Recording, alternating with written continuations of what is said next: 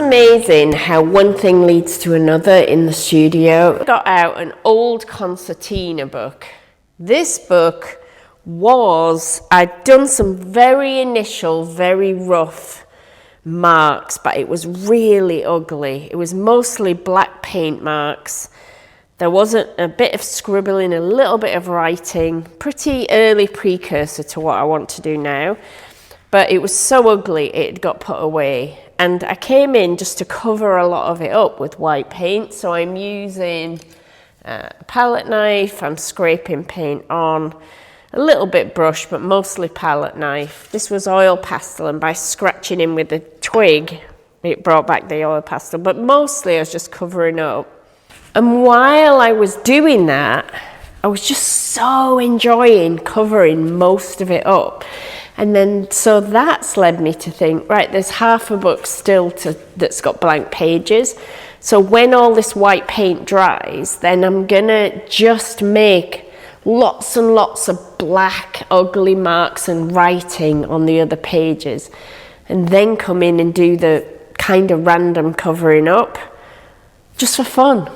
Just to see what happens. Maybe nothing will happen. Maybe I won't turn any of this into anything. But one thing leads to another, leads to another. But I think where we sometimes go wrong is we get an inkling of an idea and we go, right, time to make some paintings, time to make something finished, time to show everyone how good I am, time to be impressive and be an artist. And then we don't follow the clues. We go off and we make a half-baked thing that is okay, but could have been so much more if we just allowed ourselves to keep experimenting. So I'm gonna let this go wherever it's gonna go. This book is gonna be about covering up.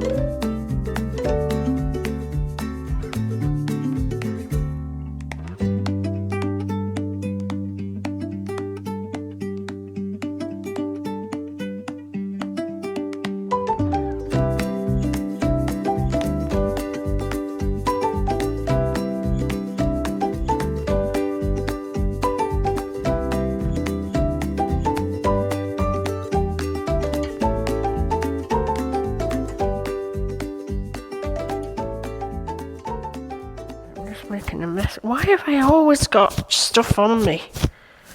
Always got stuff on me. I've got to go get my dog out the house now. Come on. Come on then, Mr. Riley. Where's the stick going? Ah. It's got a bit muddy, hasn't it? Are you ready? Whee! Are you ready? Look at this stick.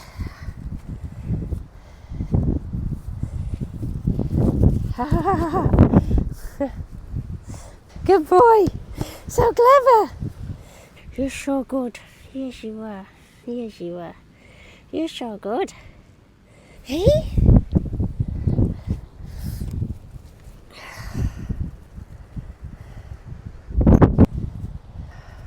Riley will lie down outside in the worst weather. Like, he will stay there now for a while in wind and rain. Food! No, nothing. It's horrible. And hopefully he'll follow me. So I've just come back in and made a cup of tea. It's so cold out there. I was just thinking how in these sketchbooks, what I'm really looking for is to look at the page and see myself reflected back. And maybe that's what all of us are looking for as artists. We're just looking to kind of see the truth reflected back at us. And that's why no one else can judge what we do. Somebody made a comment in my group the other day that I talked about some paintings that weren't working, and they said they all look lovely to me. Possibly, but that's so irrelevant. When we first start out, we think that getting approval from other people is what we want. But it's so pointless because no one else knows what it's like in here. And so no one else can say whether I've communicated what I was trying to communicate. And making a pretty picture is not in any way interesting to me anymore. Just isn't. So easy to do. That person's right. Most things I make look nice, look through one lens, because I know about composition, I know about colour, I know how to arrange things to be pleasing visually. I've got my box of tricks. Maggie Hambling calls them tricks. I've got my tricks. I know what to do. But my tricks are not impressive to me. They're not interesting to me because I know they're tricks. So what I'm looking for is something else.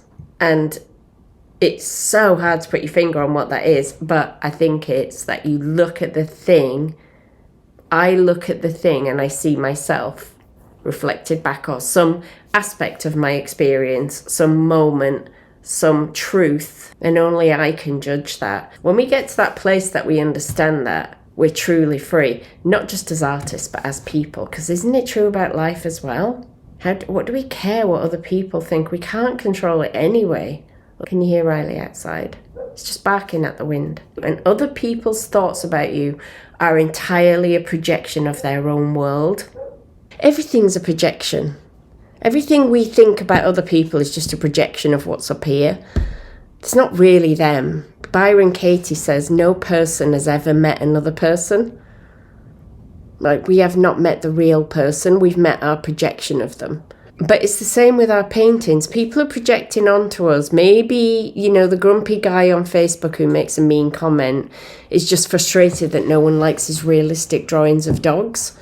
And so he's very upset that he sees someone like me smearing paint around in seemingly random ways and getting praised for it and having tons of followers. That must be so annoying if you live in that bitter, angry projection world.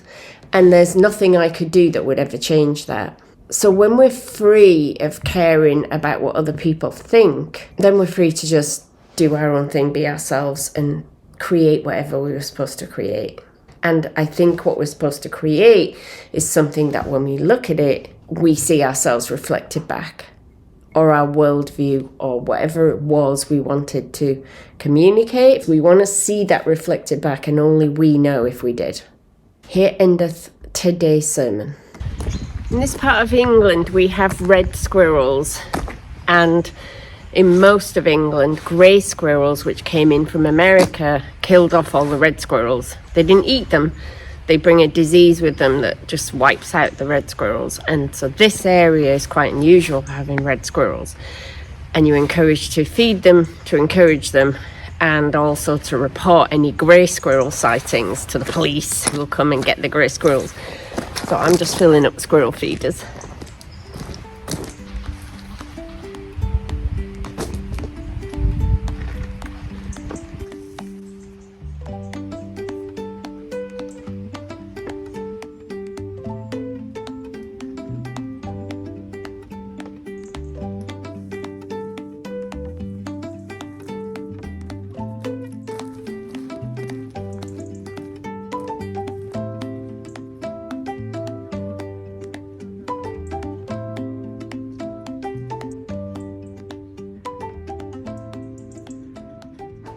So I've taken the sketchbook work, which I'm still continuing, but I've took it onto some pieces of paper that are a much larger size. So if I'm working on sketchbook spreads this size, then these are obviously much bigger. And immediately I got self-conscious and I lost a lot of the clarity. Also, working on this paper doesn't allow, it's not as robust as the wood I was working on. What you can see from these, maybe, if you like the kind of art that I'm interested in, maybe you can see these look indecisive.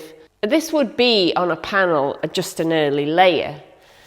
But since I'm looking for that freshness and the feeling of exposed paper, if I keep layering and layering, which I will work on, I'm going to lose some of that, and the paper also won't take tons of paint.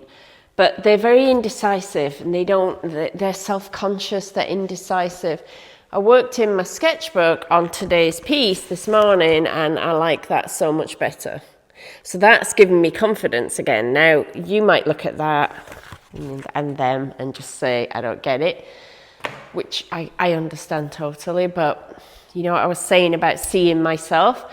I look at that and I don't see myself. I see myself being inauthentic and trying when I look at these. And here I see myself just expressing. So I am in this and I am trying on these, and there's a very big difference between those two things. That is just the norm though, that's what happens. It's not a very nice feeling when you can't master what you want to master, and that is why I think so many people give up with paintings they've barely even started. It's like, oh, I don't like the way it looks, I'm just going to give up. In my teaching, I always say to people, I want to see 50 failures. If you're going to tell me you can't do something, where's your 50 failed pieces? Where's your notes that you journal in, you're reading about other artists? Where's your understanding of what you're trying to do? And then where are your 50, 100 failed pieces to show that you've actually put the work in? It's not as simple as, oh, I just get a paintbrush and do this thing. And it's so funny to me because obviously if you see something like this and you are not into abstract art or this particular kind of abstract art, you might think, well, that is simple. And I get it, I really do. All I can say is that I know, and I know what I'm trying to do.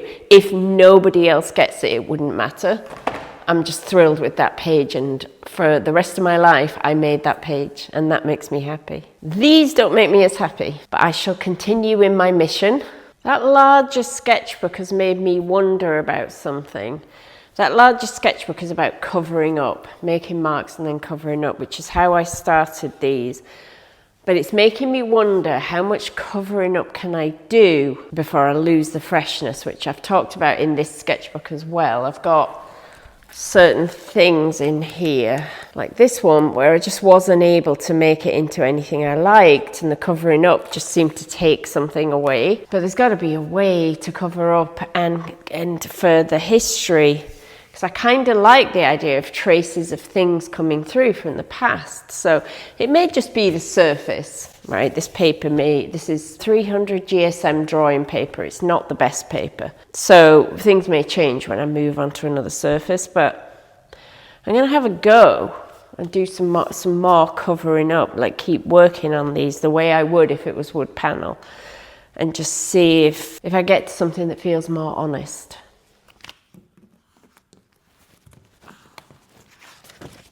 And I've got a few pieces on this table that I've just made the initial marks on, that one and this one.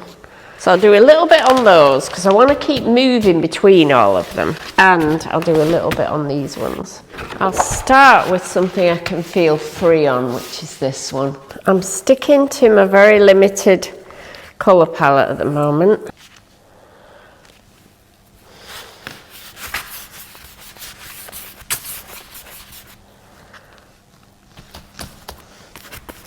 Oh, why have I've got yellow ochre on that brush, which shouldn't have been there, and that's just messed that up. Because I did not want that to be that yellow.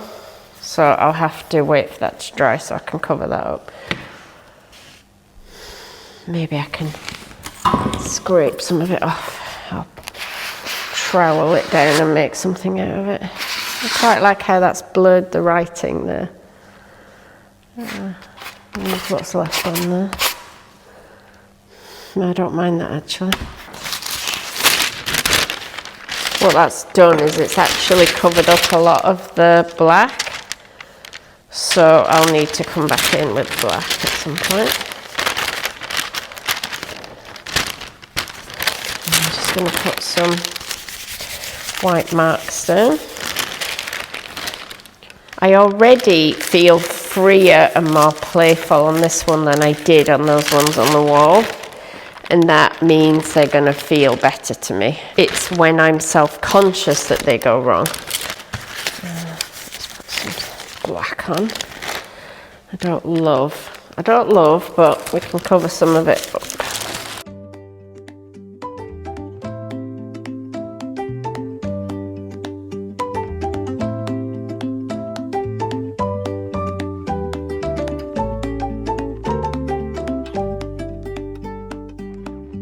So I'm going to let that one dry, move on, keep moving between them.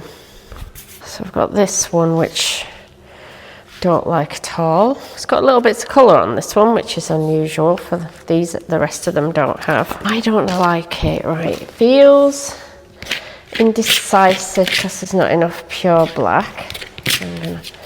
First of all, let's do that.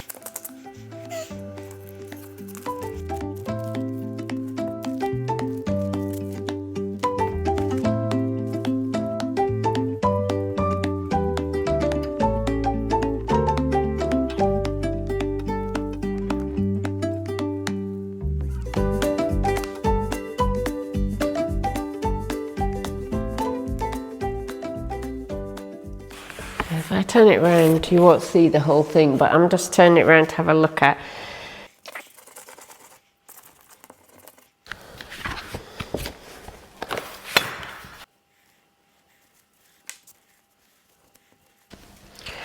Right, it's still a big mess, but it needs to dry off. And sometimes what has to happen is you've got to cover all of what you've got. This one is the most indecisive one. Could put a big area of colour on first of all. I've not been using colour, but let's just like put this on.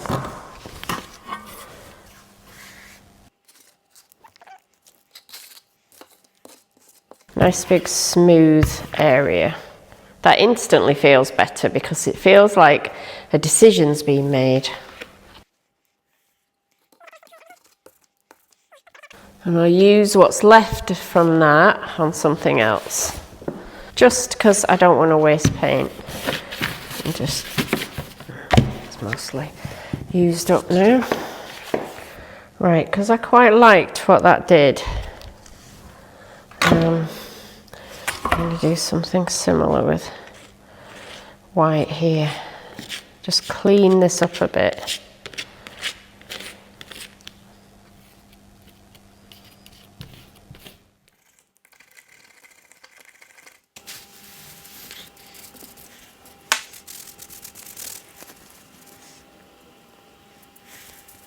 Right, I'm going to stop on that one because I've made some decisions. Look at it later.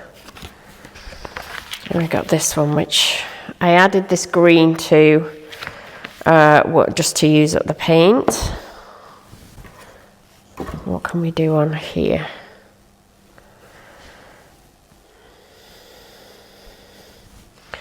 How about using that trowel in a different way? I like that because it's still leaving some bits. Putting the paint on quite thick and then just pulling it with the trowel to make a clear mark. I quite like that. That's nice.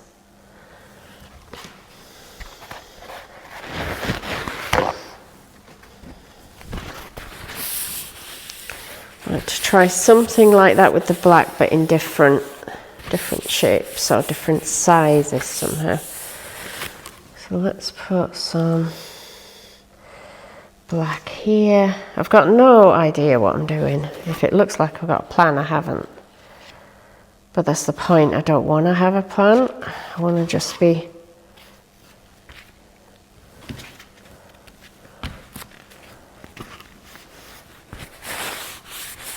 Right.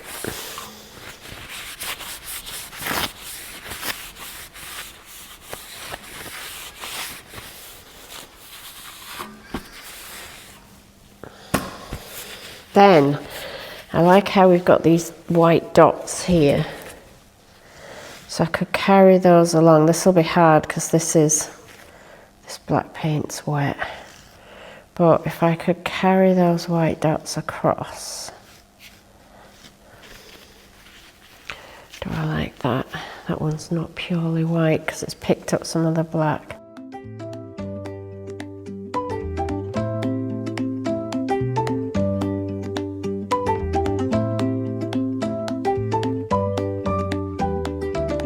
See how I'm stopping at the edges? That is a no-no if it's very obviously stopped at the edges. Right, I'm going to leave that one for now. I'm just going to come back to this first one, which is feeling quite bare. So what this one wants is something very random. I'm going to take this piece of paper that I was using for printing on. This one needs to be messed up because I've been getting too precious and thinking too much. So I'm going to take paint and I'm just putting it on in whichever way I feel like putting it on. And that is just going to get pressed onto there, and then this one's going to get left.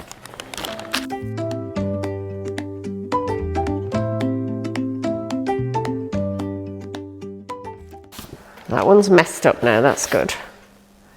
I've got messy hands, but this is wet, so if I put my hands down on them, I'm going to pick paint up rather than put it down. When that's dry, it might be nice to put some handprints. Well, I could see what happens, couldn't I? Let's see. Not really anything very exciting. But if I get some more paint on this hand...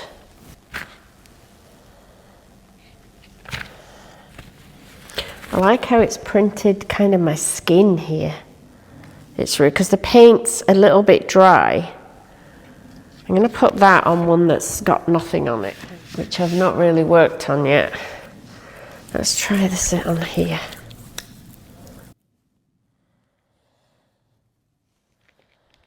Yeah, it's really printed like a lot of my skin in a really interesting way.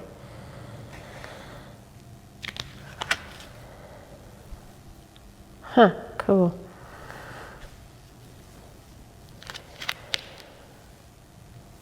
The textures of it there are so interesting. I'm sure there's more to be done with handprints, and I haven't quite worked out what yet. I'm going to use that in my sketchbook. I'm going to go get my sketchbook and add those.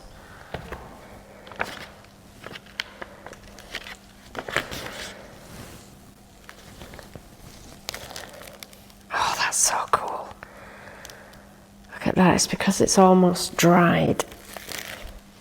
It's not like the boring, sometimes I get a handprint and it's really quite boring, but these are kind of cool and interesting. I might just leave that page just to remind me, and I'll do another with some more paint on, and then I can use this one, make something out of it later.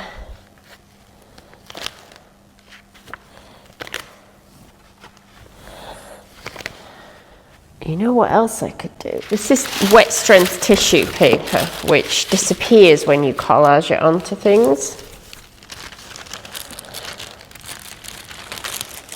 Oh, look at that, across the crease of the paper. I love that.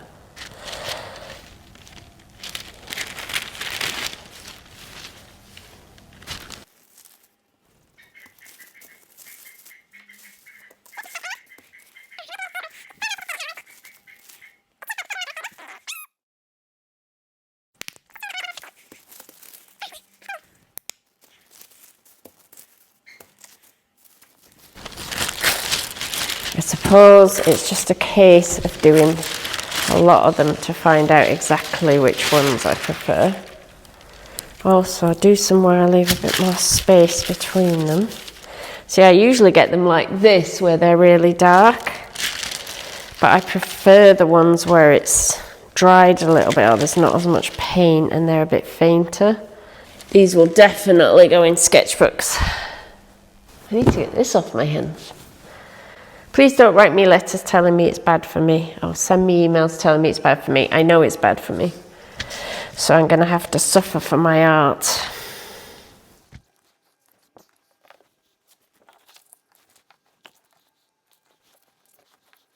So I've pinned up the 5 that I've worked on so far, including the one I completely messed up on purpose and the one that's barely been started. The ones that feel most expressive are that one and that one, but yeah, not really. Not in the same way that these ones are, yet. But these are a different size, different mindset when I made them, different surface, and I need to just keep playing because the sketchbook is definitely working the way I want, the little one. The concertina book that I made last time is great. This concertina book, the big one, which is about covering up, this is just getting started, but there's some interesting experiments and things happening in this one. Still a long way to go on this one. But it's just that whatever it is about these that's interesting me is disappearing when I get onto those sheets of paper. And this is just what happens when we size up or when we try to take an idea to somewhere else. It's just what happens. So just got to keep going. And it's exciting because you don't know what comes out of it next. So it's all good. I hope you've enjoyed this look into my process and to my experimentations, and I'll see you again. See you again soon.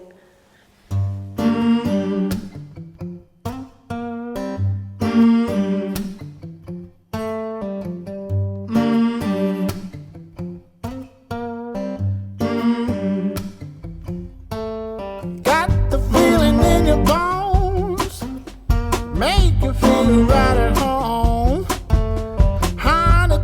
Does it well, keep me dancing till I'm dead. 'Cause I could run a mile like this, head over heels, feels like this. The sun has got me on my track, I ain't never looking back. I ain't looking back. I ain't looking back.